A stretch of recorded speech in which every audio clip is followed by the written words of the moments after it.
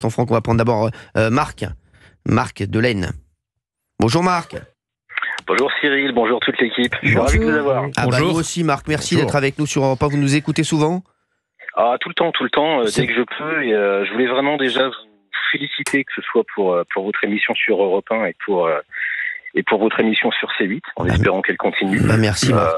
Je trouve que vous faites un boulot formidable et c'est vraiment super sympa de vous écouter et de vous voir tous les jours. Franchement Marc, ça me fait vraiment plaisir et vraiment heureusement que vous êtes là, parce que c'est vous qui, comme je le dis à chaque fois, moi je dis c'est les téléspectateurs et les auditeurs qui décident. Et c'est vrai que je trouve que, je le disais, c'est vrai que ça... C'est un truc que je voulais dire aussi. Je trouve qu'on n'écoute plus du tout. Excusez-moi, je trouve qu'on n'écoute plus du tout les Français sur tous les sujets.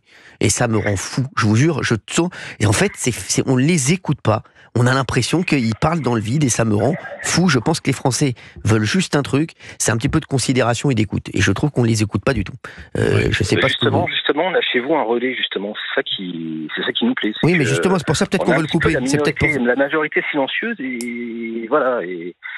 Et finalement, vous êtes là aussi pour nous écouter et pour faire passer des messages.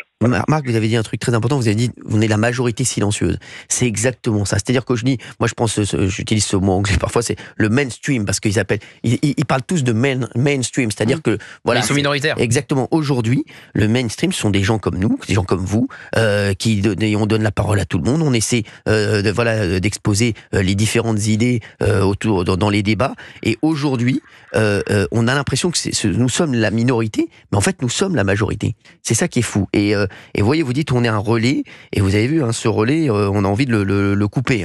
Donc voilà, donc ça veut dire beaucoup de choses également. En tout cas, merci Marc d'être avec nous. Vous êtes conducteur de train en plus, depuis 15 ans. C'est ça, tout à fait, depuis 15 ans en région parisienne, oui. À faire du TER.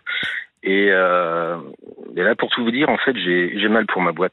Tous les ans, c'est la même chose, notamment pour les fêtes de Noël, où on a des préavis de grève qui tombent pour tout et n'importe quoi. Alors là, aujourd'hui, c'est le fret, mais l'année d'avant, il y a toujours quelque chose, en fin de compte. Il y a toujours un prétexte.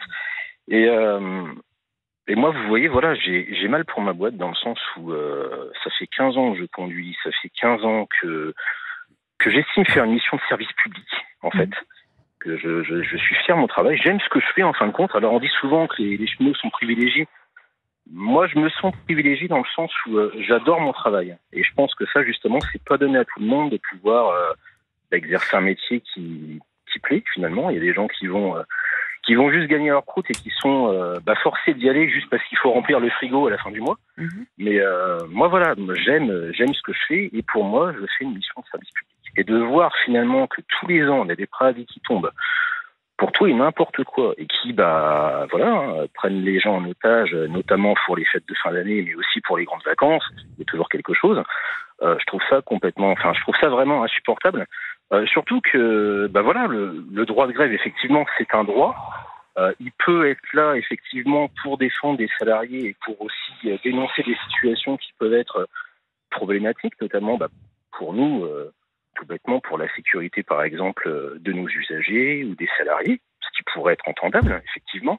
Mais même aujourd'hui, maintenant, pour des cas comme ça, on n'est plus audible. On n'est plus audible envers le public, envers les usagers, parce que trop de grève tue la grève, concrètement. Et aujourd'hui, voilà, on n'est plus audible. C'est ça, exactement. C'est clairement insupportable. Mais je vous avais soulevé le vrai problème, c'est qu'aujourd'hui, on n'entend plus cette voix, parce qu'on se dit, c'est la grève, elle est là tout le temps. On a l'impression qu'il y a de la grève tout le temps. Et c'est vrai que moi, je respecte bien sûr le métier de conducteur de train. Je respecte bien sûr tous les gens qui travaillent à la SNCF, à la RATP, tous les cheminots, bien sûr. Mais aujourd'hui, c'est vrai que l'accumulation et la répétition, en fait, de ces grèves. On a fait un montage, vous allez voir, ce week-end, on est en train de préparer un montage. On est remonté jusqu'à 1948, où il y avait le JT qui disait la SNCF est en grève pour les fêtes de Noël. Donc vous vous rendez compte ou pas? Donc c'est vrai qu'à un moment, les gens ne comprennent plus les revendications. Ils se disent, en fait, c'est quoi? Et c'est vrai qu'aujourd'hui, tous les Français vous disent, mais en fait, quel est le problème? C'est quoi aujourd'hui le problème? Et vous avez très bien résumé, Marc, puisque vous êtes dedans. Et c'est vrai que voilà, aujourd'hui, je pense que c'est contre-productif, justement, pour vous et pour vos collègues. Totalement. Oui. Et j'aimerais vous dire que si un jour vous prenez le train et que j'ai le bonheur de vous avoir avec moi, vous pourrez venir dans ma cabine avec grand plaisir. Ah, mais avec plaisir. Vous faites quel trajet? Parce que moi, je prends le train souvent pour aller dans des tournois de paddle. Là, j'y vais en voiture, là, ce week-end. Mais non, moi, je suis plus vers l'est, en fait. D'accord. Strasbourg, etc. Je vais à Strasbourg, Marc. Strasbourg, je vais à Strasbourg, Marc, ce week-end. Ah. C'est incroyable, mais j'y vais en voiture. Bon. Si je reviens en train, peut-être que ce sera vous. Merci Marc, en tout cas. Peut-être, effectivement. En tout cas, voilà. En tout cas, c'était bien sympa de vous avoir, Marc. Merci d'avoir été avec nous. Et encore vraiment merci pour votre émission. Vous faites un travail formidable. Mais c'est moi qui vous remercie, je vous le dis. Et quand on a des témoignages comme ça nous donne encore plus de force. Sachez-le. Merci beaucoup, Marc. Merci à vous. Merci à vous, en tout cas. À bientôt. On va parler dans un instant d'Éric